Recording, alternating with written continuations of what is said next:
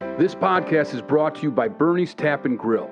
It's family owned and operated since 1954. Located across from Wrigley Field on Clark and Waveland. My dad hit a few home runs on the Waveland Avenue, and Bernie's was my dad's favorite place to go. It's got delicious food, 4 full-service bars, an awesome beer garden, a sidewalk patio cafe, and a cool upstairs area. It's the place I've always met my friends at before and after games. Go on by and tell Linda Dillman Jeff Santos sent you. Bernie's Tap and Grill, where you go when you go to Wrigley.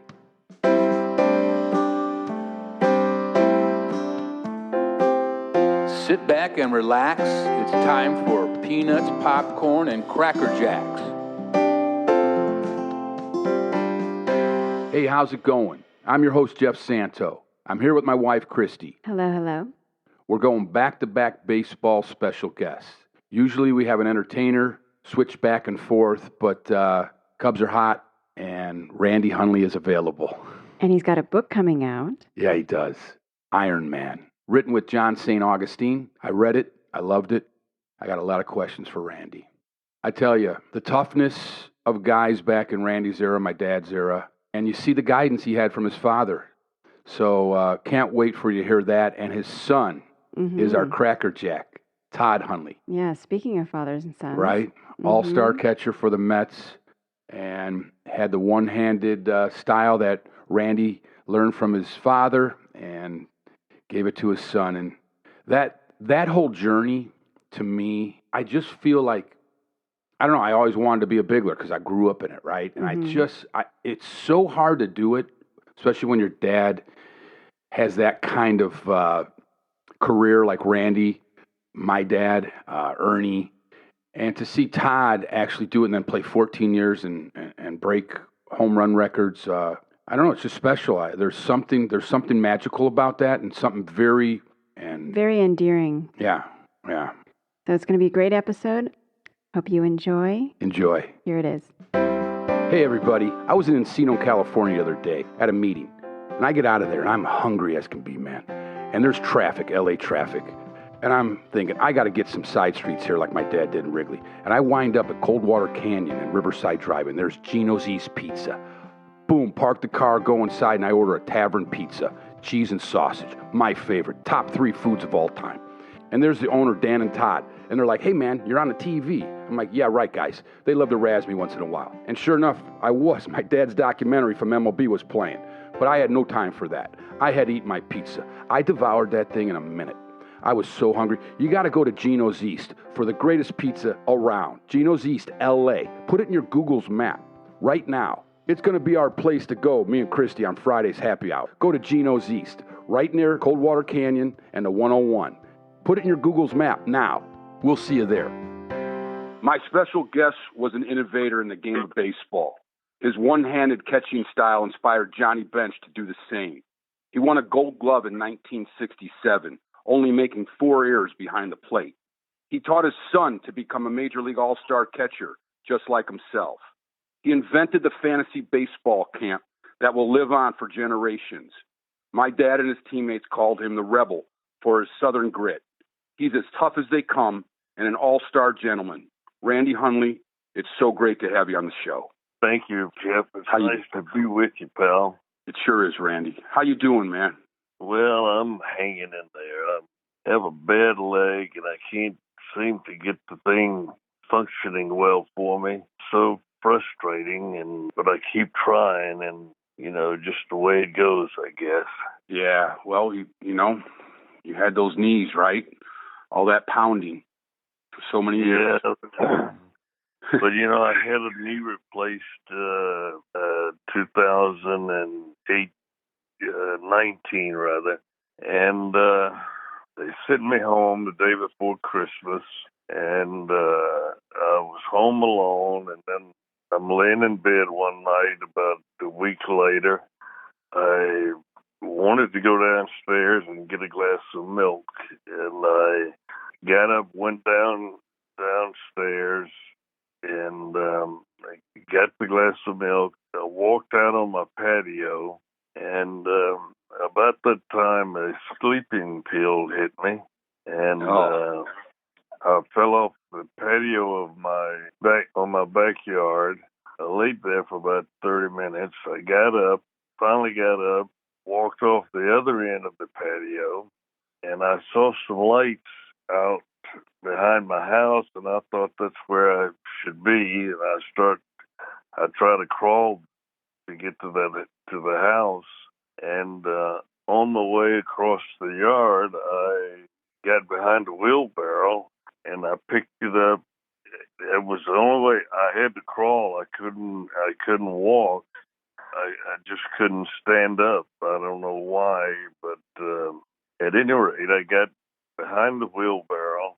I pushed the wheelbarrow back towards the house, got back on the patio, went inside, locked the door, and cleared everything up. And I went upstairs to go to bed and pulled my pants off, and my knee was split wide open. Oh, man. And I mean, it was a bad scene, and I waited till the next morning for my daughters to get in from being in Florida, and finally got to the hospital, got my knee sewn back up. They obviously had to do a lot of scraping and whatnot well, I wouldn't say scraping, but they had to do a lot of cleaning my leg up so that I wouldn't develop a staph infection. And but it has been bad ever since then. Oh, they put a tourniquet on my leg when they did the surgery, and it just immobilized me like you can't believe. And I think that's the biggest problem that I have right now is just I've got to strengthen my leg somehow, some way. And with the pandemic and all that has gone on in the last 2 years, I just haven't been able to rehab my leg like I should. Just the pain in the fanny, so to speak, that I have to deal with. But I hope it'll get better. I'm going to start rehabbing it again in another week, and I hope it'll get better. I don't know if it will or not, but I'm going to have to work on it and see. That's a lot, Randy. You are. I'm doing better than that. That's wow, man. You are one tough cookie, Randy. Always have been. You know, I want to start with your book that's coming out on September 9th that you wrote with John St. Augustine, titled Ironman: For Your Toughness as a Major League Catcher. I read it and I loved it. I learned a lot about you, Randy, that I didn't know, and I've known you basically my whole life. There's a powerful. Yeah. There's a powerful father and son story at the center of it all, like the cork inside a baseball, man. Do you make the big leagues without your father, Cecil's guidance? Probably not. First of all, he was responsible for me being a one-handed catcher. Right. He was a semi-pro player in his youth, and but he caught two-handed, and he got foul balls on his throwing hand and broke it a number of times. And he was watching a game on Saturday, and I walk into the den and sit in the chair, and I say, Dad, I don't like playing shortstop. You don't want me to pitch. Where else is there for me to play? And with that, he starts getting up and we're going to go outside, and he's going to teach me. He doesn't say anything till we get to the front door. We get to the front door, and he opens it up, and he stops me. He puts his big finger right between my eyes, and he says, son, I'm going to take you out here and show you how to be a catcher. That you're going to be a one-handed catcher, and if I ever see you put that bare hand up to catch a ball, I'm coming and get you. And he emphasized that, and he scared me to death with it too. But we were out in the front yard, and he was throwing to me, and he had the one of these big round mitts like they used back then. And he said, now, take this and catch the ball and put your bare hand on your leg, and don't you dare put it up to catch the ball. And that's how I learned to catch. And when I got to the team that I was playing with, Hank Sauer was the hitting coach, and I used to twirl the bat like Willie Stargell did when he played, and it was a timing thing for me, and I didn't have to think about what the pitcher was going to throw. I just react to the pitch, and I hit very well in high school, so I got $110,000 bonus. Yeah, as a catcher. That's a big bonus, baby, for that time, Randy. I mean, out of all the Cubs, I don't think anyone got that kind of money. And you gave half of it to your dad? You know what? Danny Murphy was a center fielder with the Cubs, and they signed him for $150,000. And the Cubs said, "We spent all of this money. We can't sign you," because they knew I was going to get more money than I was going to get the $110,000 that they had allotted for me. And so they couldn't spend the money, and I signed a contract with the Giants. And I'm sitting in sociology one day, and knock comes on the door, and they said, "There's somebody here to see Randy Hundley." I thought, this is great. I get out of this dumb class, and I go down, and I see this big man standing there, and a little older man, and he says, "Randy, my name is Tim Murchison, and I'm a scout with the San Francisco Giants." And he hands me his calling card, and Giants across the top of it, and that just lit my fire, that a scout would be following me and me not knowing it. Right. And then you get signed by them, and, it sounded like you didn't get to the big leagues sooner because maybe of your one-handed catching style, but that became significant when the Cubs got you in a trade for Bill Hands, and the rest is history. You're up there in the bigs, and man, your first year, 67, it almost felt like was it 66? You could have got Rookie of the Year. I mean, you hit 19 home runs, and one thing about it, Randy, people really don't. You could hit. All the pounding that you took behind the plate back then. Because catchers back then in your day, man, they really took the pounding as far as the equipment wasn't the same. And then they could run you over when they came at, anybody coming to home could run you over. But yeah, man. And plus they were all two-handed catchers. So they got their throwing hand bummed up an awful lot. And I just kept catching one-handed. And Herman Franks was the manager with the Giants, and then I played for Charlie Fox for a couple of years, and he was a two-handed catcher. He gets in the batting cage one day, and he's going to show me how to be a two-handed catcher. And sure enough, he gets a ball that sails on him out to over his right leg, and his mitt is still turned upwards, and this ball fouls off and hits him on the hand. And I said, "Charlie, that's the exact reason I'm not a two-handed catcher." Right. And in my career, I would say that I had 2 foul balls to hit my bare hand, but didn't do damage enough for me to stay out of a ball game. And I have to credit my dad for showing me how to be a one-handed catcher. And it was very instrumental for me. Sure was, Randy. And even Johnny Bench saw you doing it, and he wound up doing the same thing, right?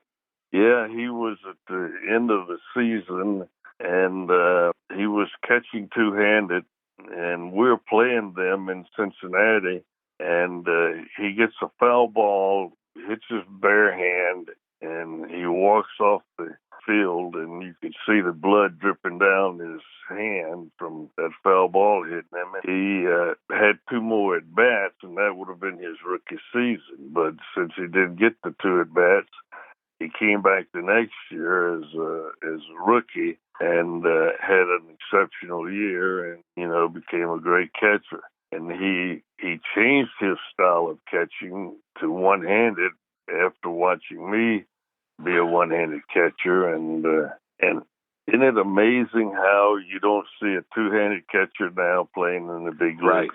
Right. It really is, Randy.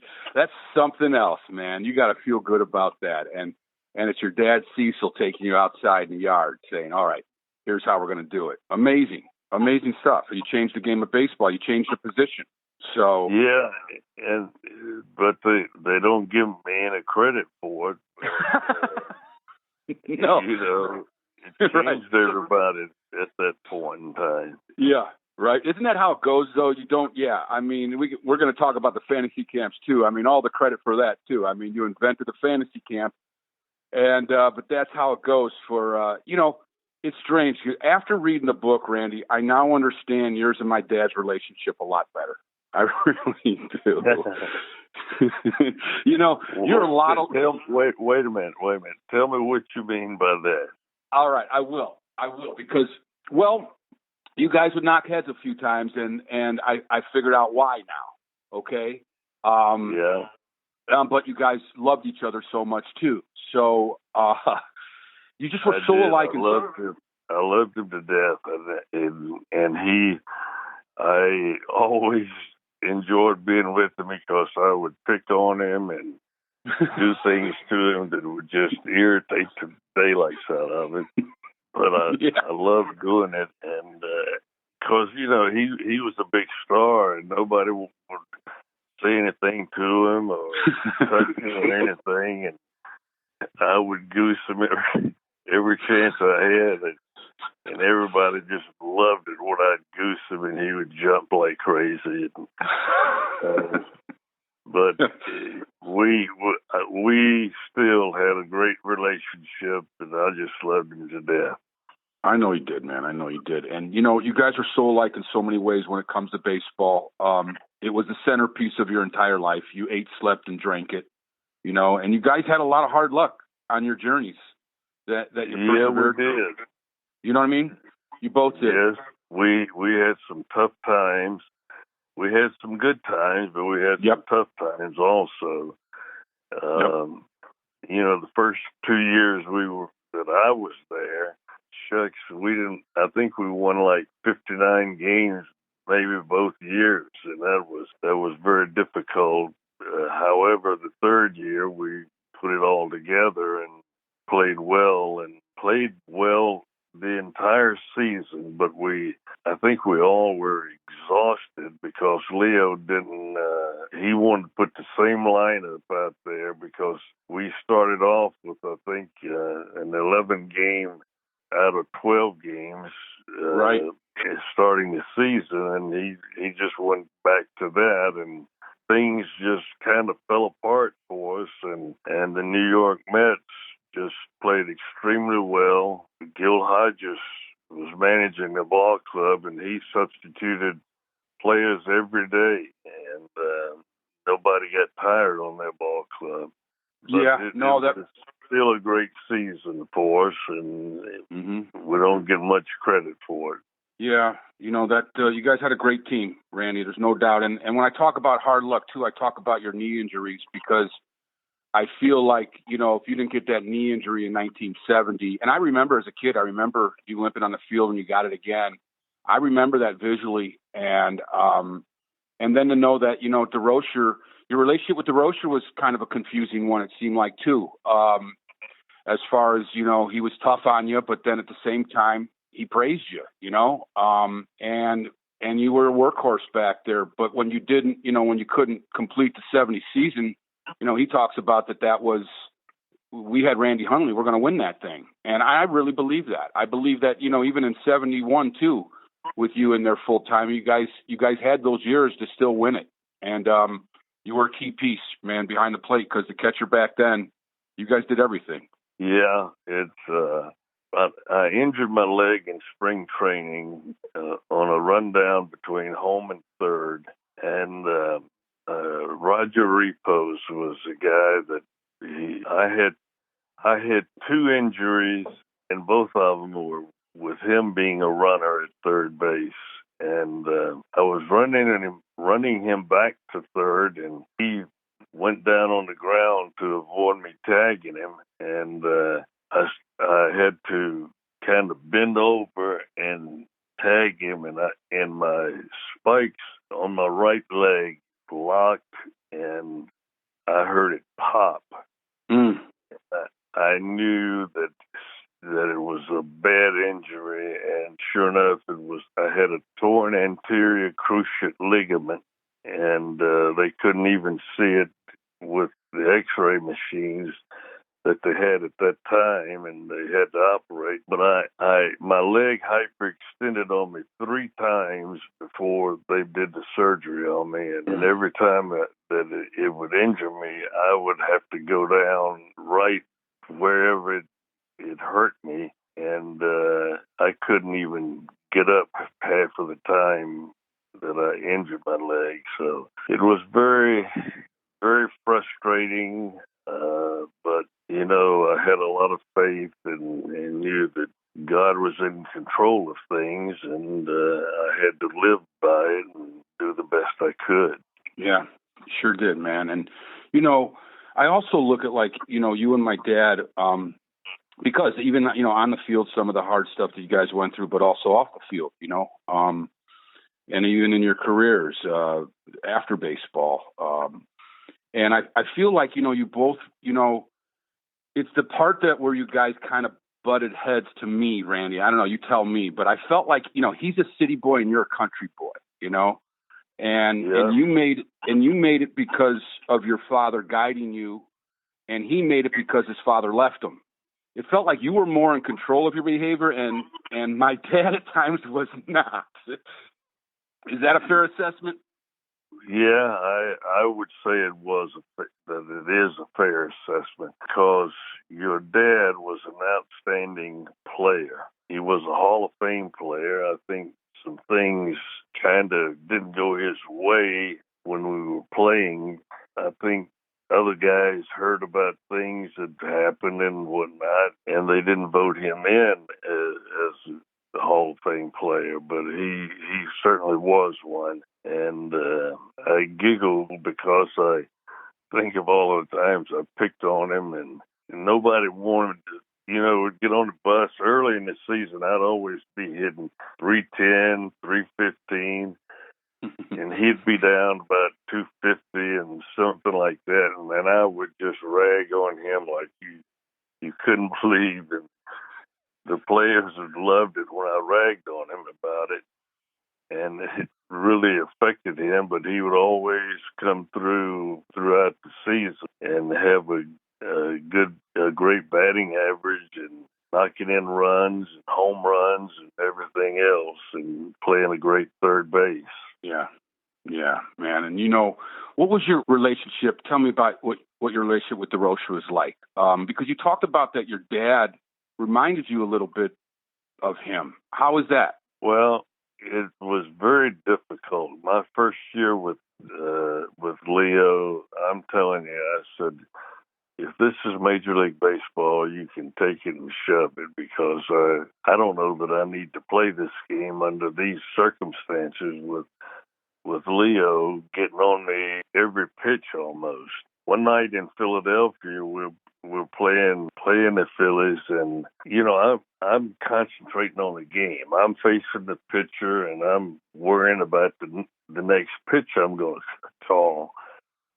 And Leo was trying to get my attention from a dugout. He jumped up off the bench, hit his head on a rail in the dugout, and I giggle about it, because he hit his head and cut his head. And after the game was over and we get in the clubhouse, he's in the trainer's room getting his head taken care of, and we were all just laughing about it. The players were on my side because they knew how much guff I took from Leo. But Leo, after the first year, Leo comes to me in spring training. He said, listen, he says, you are my leader on the field, and you play the game accordingly with what you think is best. And if you have trouble with somebody or something, come to me about it. Let me deal with it. And so that took a lot of pressure off of me the second year of playing for him. And I enjoyed playing for him after that particular point in time. But he was mighty, mighty difficult that first season. Yeah, I mean, I couldn't do anything right. Wow. But I had to learn to do it his way. Now, did the discipline, because obviously you reacted favorably to the discipline, is that how you compare your father to him? I mean, where's your father and Leo come? How do they become alike? Well, my dad just had a big temper. With his business of moving dirt is what he did, and operating those big machines. And if those things weren't moving all the time, he's not making money. And that would come from lunch, and maybe the machines are stopped, and he would just get so aggravated and get on the guys about it. And if they were running, he wouldn't say a word. It just, that's what it's supposed to be doing. And I got you. Right. And that's the way he was. But I have a temper, but I don't have a temper like my dad had. He was just a tough, hardworking man. He would teach me how to operate a machine, and he'd teach me one time, and then I'm on my own. I would have to just learn by experience of how to operate one of those big pans or whatnot. But that was a lesson for me, and it helped me with Leo also, because I went out there to play to win the ball game, and I didn't need to hear from Leo if I made a mistake or something, because everybody that plays the game makes mistakes. The guy hits 300, he's 3 for 10. Right. He failed 7 times at bat. It's just the way the game is, and you have to learn to deal with that, and it was difficult at times. Yeah. And Leo, it sounded like, he started praising you. It's like it worked, but at the same time, did you have to go through all that hell? But I guess that's how it was back then, right? Yeah, that's how it worked for Leo. He set the guidelines for what the catcher's supposed to do and call pitches and so forth and so on. And one day he comes to me and he says, listen, I'm going to call the pitches. And if my head is looking at the pitcher, it's going to be a fastball. If it's looking towards you, it's going to be a curveball. Well, Bill Hands comes out of the game in the second inning because we can't do anything. Every pitcher I called was the wrong pitch. And he gets pulled in the second inning. I get pulled in the 5th inning. I walk in the clubhouse, and he's walking back and forth and just ranting and raving and getting on my case about, Rumi, that's the worst game you've ever called in your life. And I don't know what in the world you did, why you did what you did. And Leo had told me before the game, he said, now don't you tell Hands that I'm calling the pitches. And I didn't. I didn't tell him that, but I listened to that stuff for about 10 minutes, and I finally said, Rumi, shut up, because I didn't call one pitch. Leo called every bloomin' pitch in that ball. He said, well, thank goodness, I thought you were losing your mind. But I couldn't listen to it anymore. because I was getting blamed for every blooming thing. That's hilarious because he takes hands out in the second, he pulls you in the fifth, and it was all his doing. Yeah. You know, Bill Hands, obviously the trade that they made with you and Bill Hands was amazing. I mean, what it did for the 69 Cubs. Just thankful for that one. And I want to get to now what you did with Todd. And did you do the same thing your dad did with you? Did you taught him how to be a one-hand catcher and bingo? Here we go again. Oh, did I ever? I mean, I wore him out. Trying to teach him to be one-handed and hitting and everything, throwing everything else. And one day I'm working with him outside, and it's hot out in the middle of the summer, and he's being a baby about it. I said, "Well, hey, we'll just quit and walk off the field and think nothing of it. Just let it go." But he straightened up after that and became a good player, and I'm proud of him, to say the least. He's a great kid, and he's taken a beating himself being in New York, but he hit 41 home runs there one year. And he sure did, man. And, I remember when I worked at a couple of your camps when you had him at Wrigley. Remember, you got me on board, and then me and you went over to watch Todd play at Palatine High School, and, man, I could see right then he was a hell of a catcher, Yeah. So you did the same. It's just amazing, that father and son connection with your dad to you, and then you to Todd. And with you and your dad, where you guys had one another to come to the park and play and be there all day, and then you'll go home with your dad at night. Yeah, Ronnie and I hung around a lot together there and played a lot of baseball. We loved the game. We just didn't have, my dad had a different upbringing than us. You know what I mean? He just had a different mentality. I just think I kind of wish he would have maybe told me more of that mentality. But, my dad was kind of just at another level there. He didn't want to put any pressure on us. And, it's just the way it goes. That moment was brought to you by the Audio Suite, a sound recording, design, editorial, and mixing company for film, broadcast, advertising, music, podcast, audiobooks, and multimedia industries.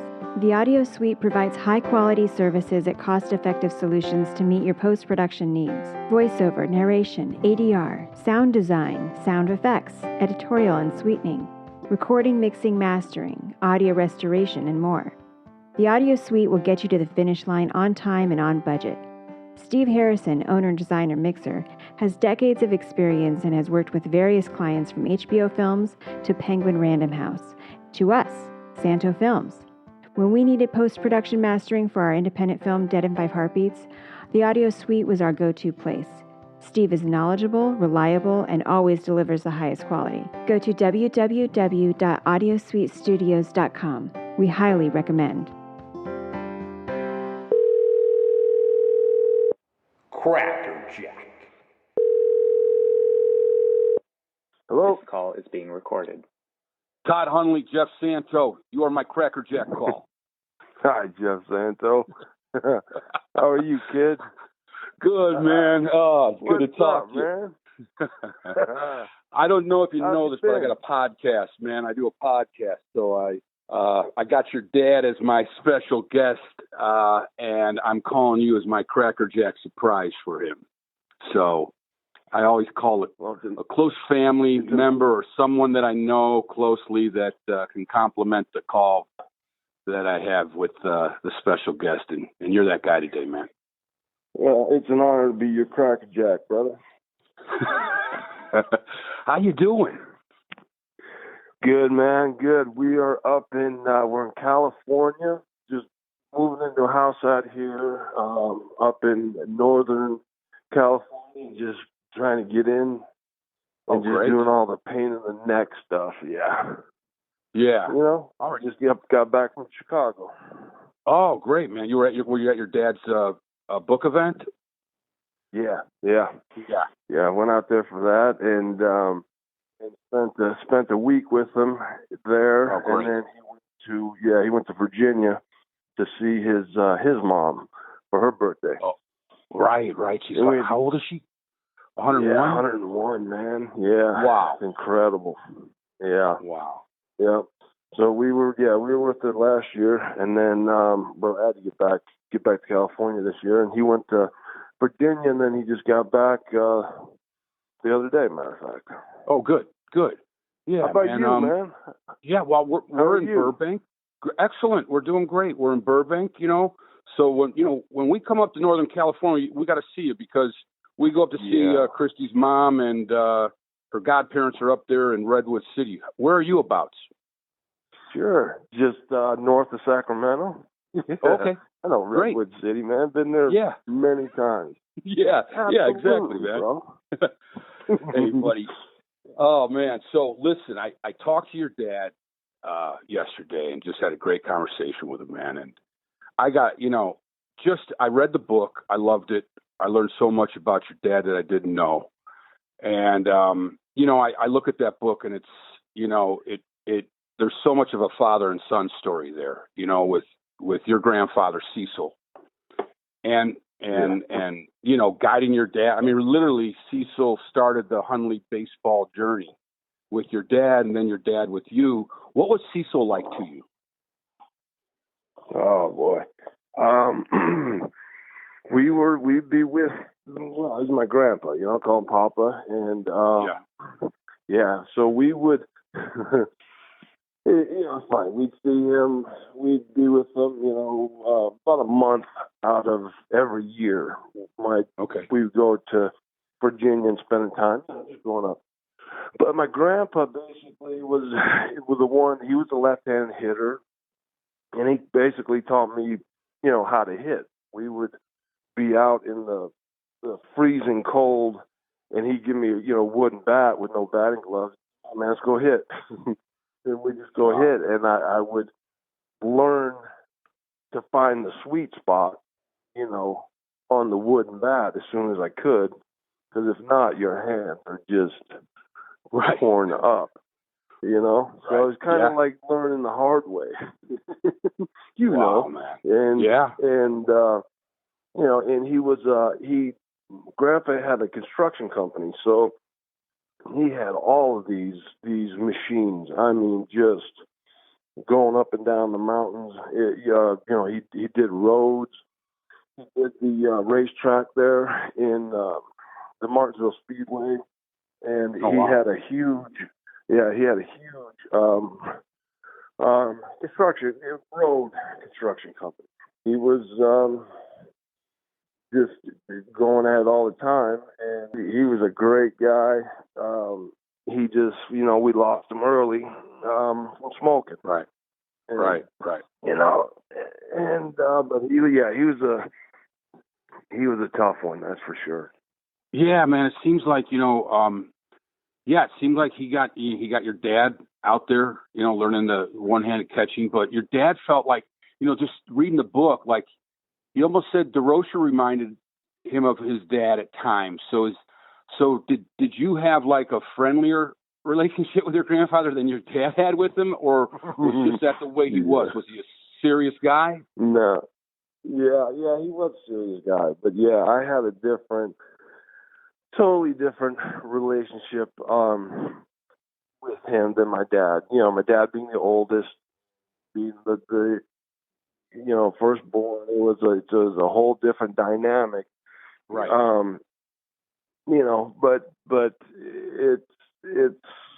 But he was always, I loved my grandpa. He was always a great guy. We would, you talk about a temper, so the kids, we would take his cigarettes and hide them, he smoked about 2 packs a day, and we would try to get him to quit, and we'd mess with him and take his cigarettes and hide them, and he would, just be livid with us and get to have this, he had a temper on him, and my old man gets it too every once in a while. Right. Just flip the switch and it's on. And that was my grandpa. He was from Virginia. His family goes way back, NASCAR and moonshine, and Right. And it all ties together. Wow, man. You know, because you got that toughness too, Todd. And I know it came from Cecil to your dad to you. And, you know, like Cecil did to your dad brought you out in the backyard. Now, did you know you always wanted to play ball when you were little? No, I wanted to be a hockey player. Really? I loved it. I loved hockey. I grew up, I just wasn't good enough, you know. Baseball, yeah, I did. I did know I always knew I could play baseball at the big league level. I don't know why. Wow. I knew that. I just did. And I remember telling my dad that I was about 11, and he's like, you know, son, you better keep your mouth shut. You got a lot of work to do that.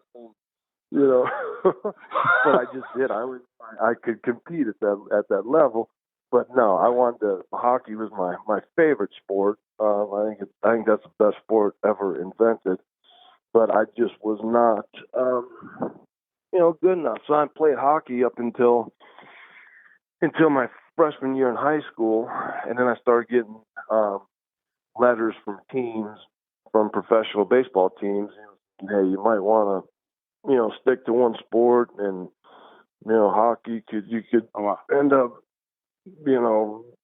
badly injured, and maybe you just want to concentrate on baseball. So then I just went to baseball in high school, and the rest is history. But wow, I just always knew I could play.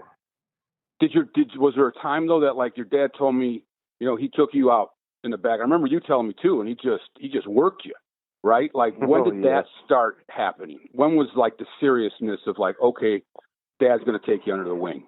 It was probably it was once I really got over the fear of the baseball, and then it just turned into a totally different game. And so I was probably right then 10, 11 years old. Okay. And, I played out, in the backyard as a kid. You're out there all day playing and with your friends and da-da-da. I knew, and we had, we were lucky that my best friend, our neighbor, had a huge backyard.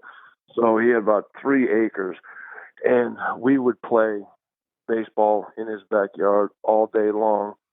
And so then, I got, knew what position I wanted to play. And so Dad's like, all right, you want to catch? I'm like, yeah. All right, this is what we got to do. And we would go in the backyard and just block balls all afternoon, all day, and throwing. What was cool with my old man is he had such a good arm after he was done playing. Great arm. He was blessed with an unbelievable throwing arm. I mean, it's one that you don't see. So I would get like at home plate, he would be at second base, and I would get down squat, and he would throw me the ball from second all the way from second, throw a perfect strike to me, and then I would, throw it back to him at second base. And and that's not easy to do, to hit someone, from second base who's squatting behind home plate. And hit him perfect every time, So no. It was cool, and then so he would, we would do that. We do that, hours of that stuff, and he was just like, hey man, if you want to catch, you got to put this work in. You have to learn to do this stuff. You're not going to get there, and it was, it was just as a matter of putting in the repetitions and the time, and then the son of a gun, my dad. So then I got to where, my arm was getting strong, and so then I started getting, cocky, and my dad take his glove off and just catch me barehanded. Like, you don't have an arm. So then I was just getting more angry, trying to throw it harder and harder. He literally catch it barehanded, toss it back to me. You're like, okay. Wow. So, we just worked hard just worked our butts off, and no, I had no idea what I was in for. I knew that there was that much physical work to be a catcher. Yeah. You know, Yeah. It's a completely different game nowadays. It's right. They teach exactly the exact opposite of what I was taught or my dad was taught. Why is that? What do you mean? You know, it's just the way the catchers are. They're on one knee now. You know, they throw from one knee. And it's like I was talking with my nephew, and you know, he's coming into his, and he's a great player, but he's a catcher, and but it's a different way, you know, with squatting on one knee and doing this and doing that, and it's just a different game nowadays. Right. Period. Right. You know. So they do that. Do they do that because of the knees? I mean, it's easier for them. I mean, yeah, it is a whole different position. Yeah, well. So then my other nephew, who played professional, he had caught on one knee, and I was talking to him. I was like, "Is it easier?" He said, "Yeah, it's way easier." But then again, you are taught as a catcher not to let anything get by you. You know, right? Yeah. But these guys are taught nowadays to, you know, lay it or pick it just with their glove and not get their body in front of it, and right. You know, they're putting more pressure on the pitcher, saying, "Hey, man, you know, it's a bad pitch." And where back in the day was no, just block it no matter what. Yep. You know, now like a goalie. Yeah. Yeah. You know, nowadays yeah. it's just all with the glove, and it's just a different technique, I guess. Yeah. Yeah. Absolutely. You know, I remember I came out to see, telling your dad, I remember I was working with your dad at a couple of fantasy camps at Wrigley, and then we came to watch you play in Palatine, one of your high school games, man. And I could tell right then, wow, I'm like, wow, now this guy can catch, right, and play. And then, you know, but I didn't know you that well then, right, because we were different in age. You were born in 1969 when my sister was born. So me and Ronnie were older, you know, so – but I would, you know, we would talk and whatever. We always kind each other, but I didn't know, like, you know, I'm like, God, how did he get this way, right? I always, because my dad, you know, even like Joey Banks, we were talking, his dad and my dad, it's almost like they had too much rotating around their world to say, okay, we're going to go work, son, now on your glove, right? It just didn't happen with us like that, and I've always been intrigued with you and how that happened. And that's the way it has to happen, because you think about it, your dad's mental toughness came from his dad. My dad's mental toughness came from where he came from. His dad left him. So he almost probably thought like, well, how do I teach that, right? And it's just kind of like we have different mindsets because we're a little more comfortable, well, a lot more comfortable than how it was for my dad being raised. So I think it was more like he just didn't know how to, like, wow, it's a hard leap, right? And I think the only way to do that from generation to generation is to really be taught, like your dad was taught, and like you were taught from your dad, to say, this is what you need, not only to play the game in the position, the work ethic, but you got to be strong mentally. And I saw that strength in you when I was at a game at Wrigley. The Mets were playing them, and it was in the 90s sometime, and I was sitting a little bit behind the on-deck circle there at first base, and you came in the on-deck circle, and obviously you didn't know I was there, but this guy got on you about playing for the Mets. And I remember, man, you just turned around and you just gave one word, you know, and it's definitely not your dad's word, because your dad would have been gosh darn or something. You went right to the hard stuff. And dude, I was so like, wow. And then you got up there and you hit a bomb. And then you came running back with a grin on your face. And I think I was the only guy in the stands giving you a standing ovation. God, way to go. You know, just because that guy said that to you, man. And knowing where you came from, you know, the place you came from, that place at Wrigley, and how far of a journey it is to be a son of a great ball player, to actually make it, then become a great ball player himself. That was amazing to me, buddy. And I just was amazed when I saw it up close and personal, and I saw that mental toughness. And right there, when you turned back, boom, one word, boom, smash one out. Mm-hmm. That's, well, you know, I appreciate it, bro. But yeah, it you know, and back in the day with Dad, because they were gone. You know, our dads were gone half the summer. Right. That was just a fact. And you know, when spring training started, we would be taken out of school, and then go to Arizona for the 6 weeks, and Right. then back here. You know, some of the season would be, and yeah, dads were gone, but right. he did, yeah. He would, and that was the thing with Dad. He would take time, and most of it was, I guess, me bugging him. You know, hey, let's go out. But you know, he wouldn't during the season. He wouldn't be home until the sun went down, and Right. on days off we'd go out and mess around. But I was playing all the time, and yeah, it was funny being in New York, playing in New York when you're at home. Yeah, those fans got personal, man. I mean, it Right. was if you don't do this, I'm gonna do this to your mom and your daughter, and your sister Right. and your son. Yeah. And, they would get personal. So when and it did. It took about a year or two to get used to that. But when we go on the road, and whatever other fans would, try and rip on us, we're all like, "Are you kidding me? That's all you got?" We get even worse at home. At our own stadium, our fans are just killing us. Right. We're up to San Diego,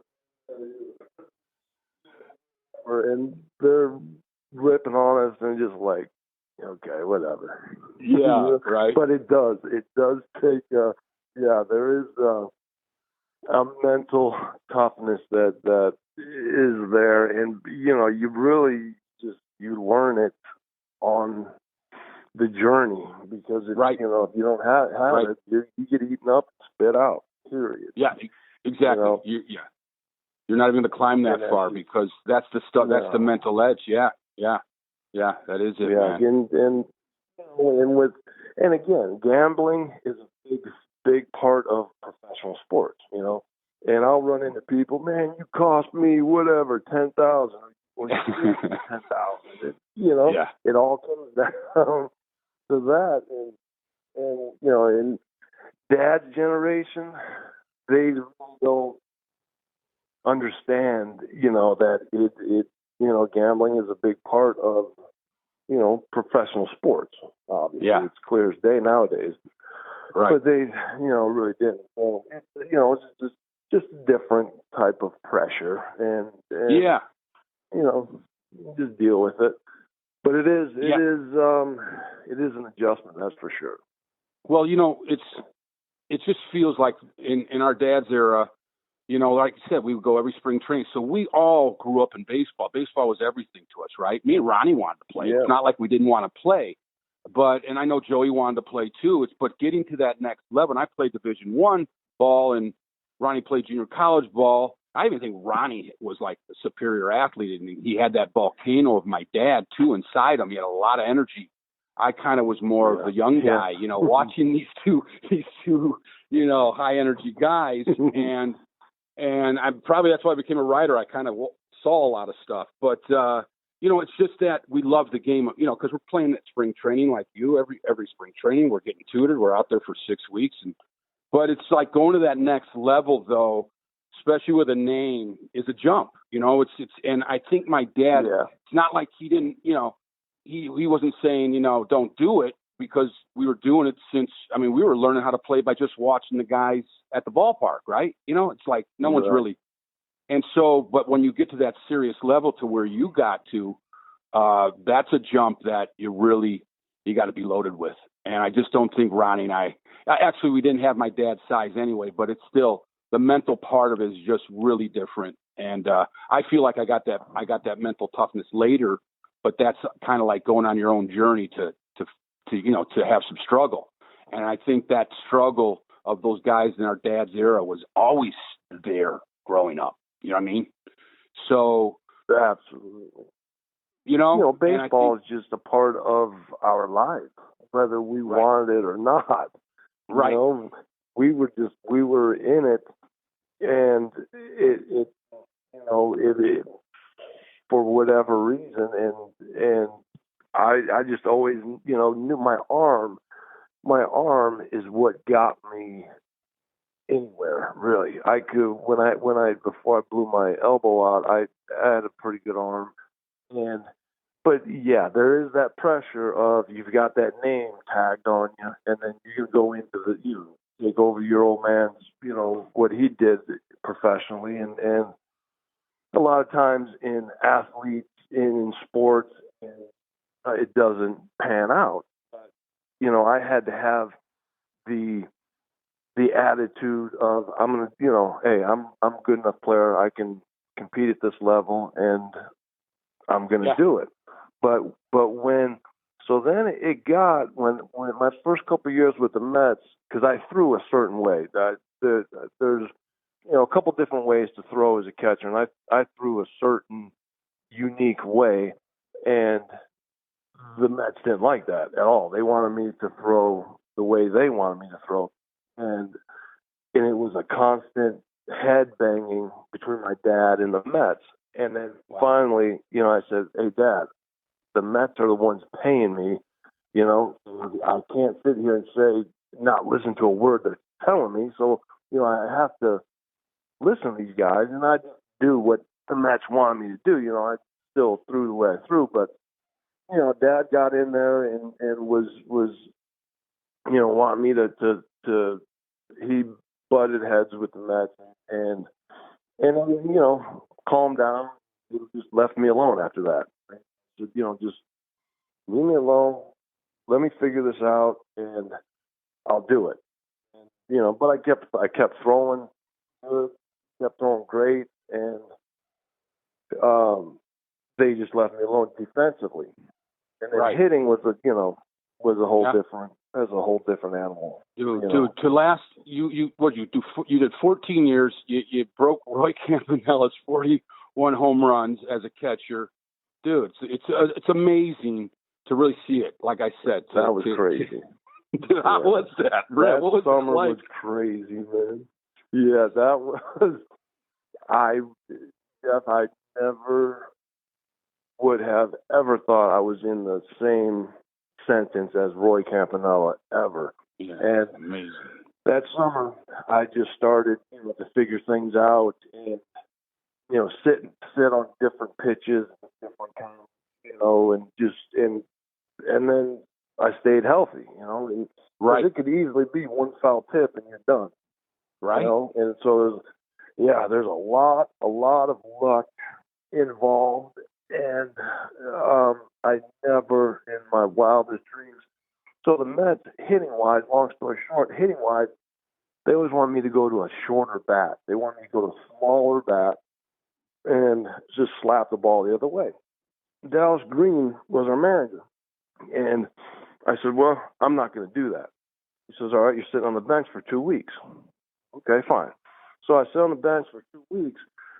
But during that time, I would go down the cage and just hit all the time in the cages.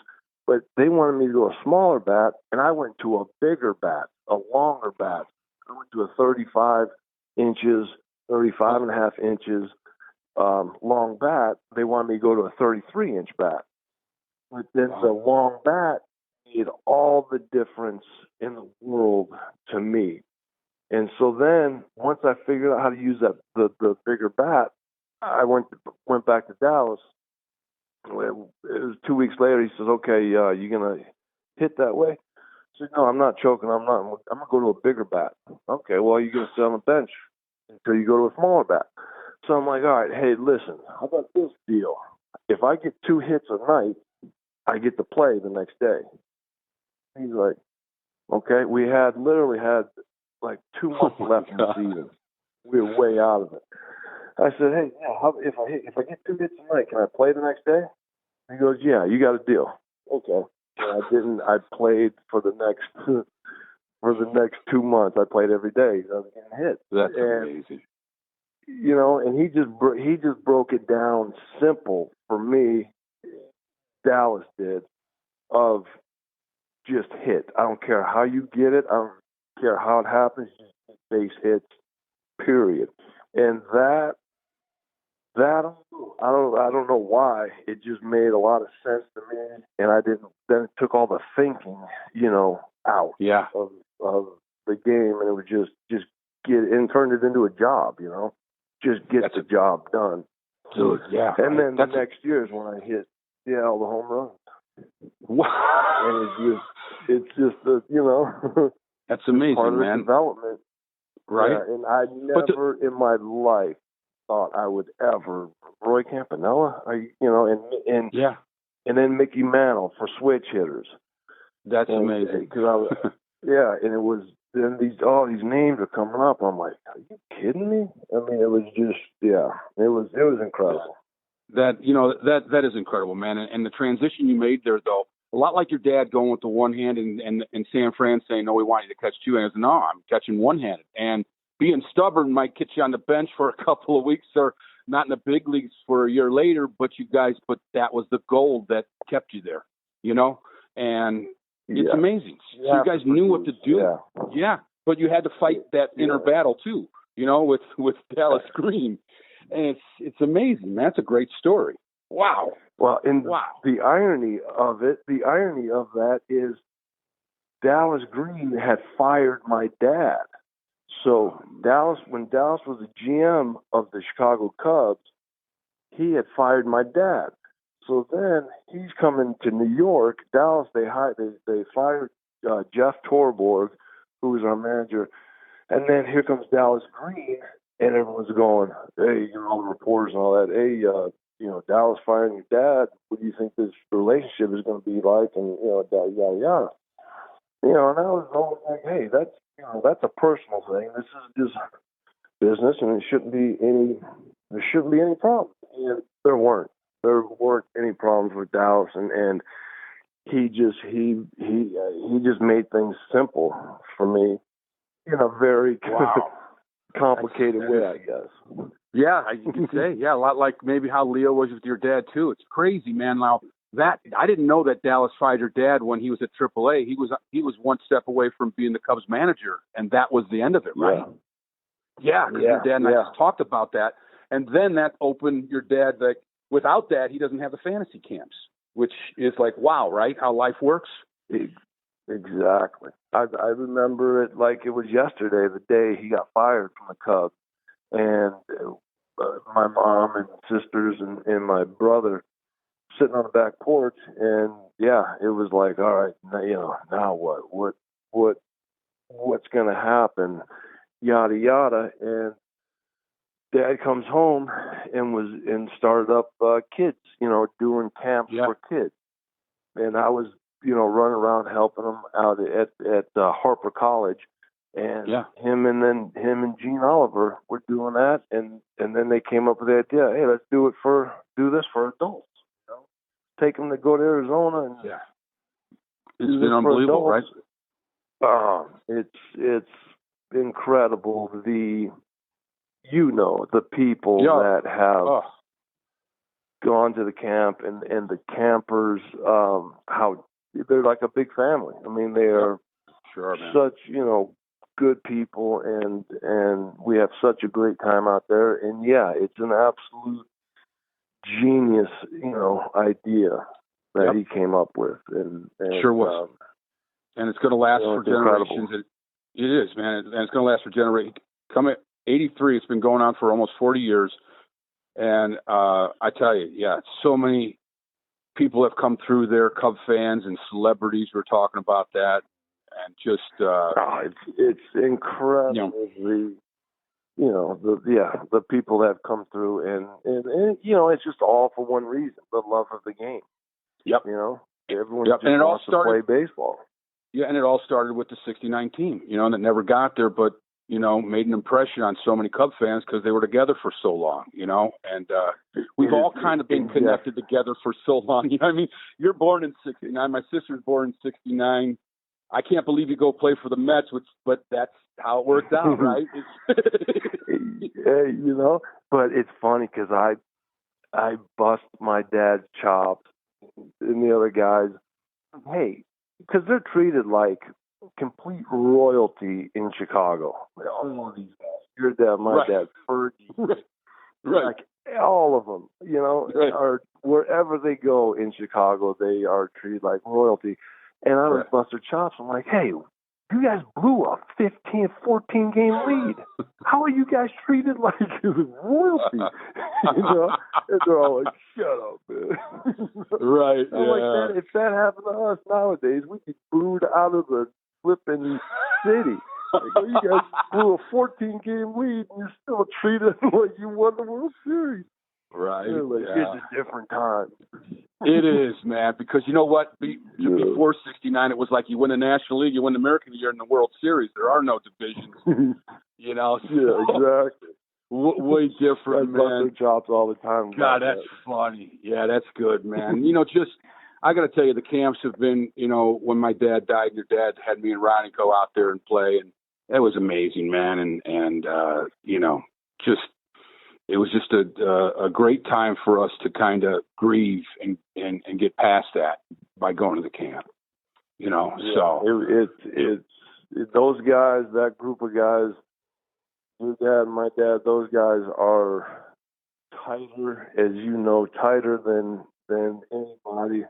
They were, and it was just a lot of fun to be around those guys and just hear their camaraderie. Papatone, all those guys. Yeah, and it was great to see all those guys, later in our lives, right? Yeah, and just be around them and get to be with them, in the moment, living in, just rehashing their old days, and it brings back just a ton of memories. But, that's the camaraderie that you have to have in sports. I mean, it's just, but those guys that group was different. They were different, and they really had a special, they loved each other like brothers. Yeah. That's a fact. They did, man. Yeah, that is a fact. That is a fact. Speaking of love, brother, I got a lot of it for you, that, and your wife, Jody. Talk about that love, because I remember I was meeting you at Sluggo's. Remember, after a spring training game, and you meet Jody there, which is, I remember coming in because I backed into like one of those parking reflectors that you couldn't get parking over there, and I smashed the hell out of you. Like, Jeff, what are you carrying this stuff in here for? I just hit something, Todd, and imagine that. Yeah, you had a broken arm. Oh God! You had a broken wrist, all that. So you and I, we after the game, we go hang out at it was not Sluggo's. It was it Sluggo's? Was it Harry and Steve's? No, it wasn't. It was Steve Stone and Harry Carey's bar right across the restaurant, right across the street from, I can't remember the name of it. But anywho, so we played the Giants that day. And you and I go to the bar, walk in, and I had left the girl from the hotel. I had left her tickets for the game, for like five tickets. So we walk in, you and I walk in, I see this, I go to the girl who left tickets for us, worked the front desk. I see this girl with the San Francisco Giants hat on. And I'm like, hey, you guys, that's cute. You got a hat on. The Giants kicked our butt. I'm like, they just crushed us. And, nice to meet you, and da-da-da-da. And so then we hang out. You and I, we hang out with all of them. And I kept looking at this one with the girl with the San Francisco Giant hat on. And the more I looked at her, I'm like, hey, she's pretty hot. So that's when I met Jody. Yeah, and she basically saved my life, and we've been married now going on 20 years. Oh, that's great. You remember that? Of course. You had a broken phone. I had that's why I think I hit that thing on the side of the road before I came in there. But I do remember that, man, and remember that? It's just and you met her and you stayed, and I took off, and the rest is history. It's a beautiful story. Yeah. And I'm glad I was just a little part of that. You're a big part of that, man. Yeah, she saved my life. She's a keeper. No doubt about it, man. No doubt about it. God, man. Well, we got to get together when I come up there, me and Christy and you and Jody, and just hang out, man. Have a good time. So the door is always open, brother. Awesome. And awesome. Jody says hello and sends her love too, man. Christy does the same, Christy man. said hello. Absolutely, absolutely. And I don't know if your dad is doing. He talked about he wants to do another camp. Is that real? Well, I don't know, and that's that's I do want to try and figure out a way to do this, and I have a few different ideas, and I don't know. Okay. If Dad is physically able, right. To do it, and okay. But yeah, he has fields for this for next year. Okay. And in Scottsdale, he has, and that's been the problem, is lining up fields. Yeah, but the Cubs won't give him any fields, huh? Is that he told me that? Right, I couldn't believe it. Yeah.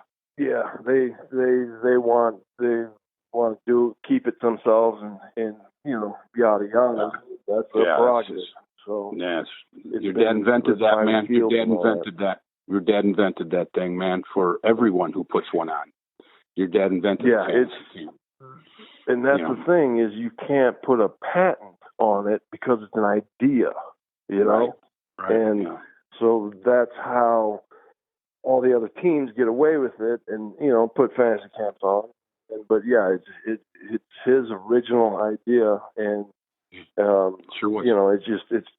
you just can't put a patent on it. So, but yeah, I mean, I'm trying to do everything to do a camp in a fantasy camp in a certain way. Okay, it's going to be connected to the Cubs completely. But I've got some ideas, and it's just a matter of getting finding space and fields and all that. I got you. Well, let us know, man, because me and Ronnie will be there for sure. Come out and absolutely be a part of it, because I love to see your dad. Absolutely. And everyone, So yeah. All right, Todd. Thanks so much for doing this, coming on and being a crackerjack, Todd. I know you don't pick up your phone much, but thank you. That. Hey, man, it's my honor to be your crackerjack today, brother.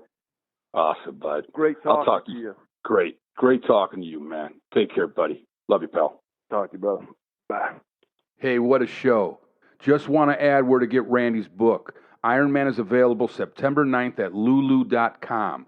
LULU.com. Put Ironman in the search bar. Thanks for listening to our show. Special thanks to our cool crackerjacks, Scott Nelson, Jim McCauley, Debbie Foley, Shiri Matarisi, Terry Rankin-Gurovitz, Terry O'Brien, and Gary Tallman. This show is made possible by all of them and to you for listening.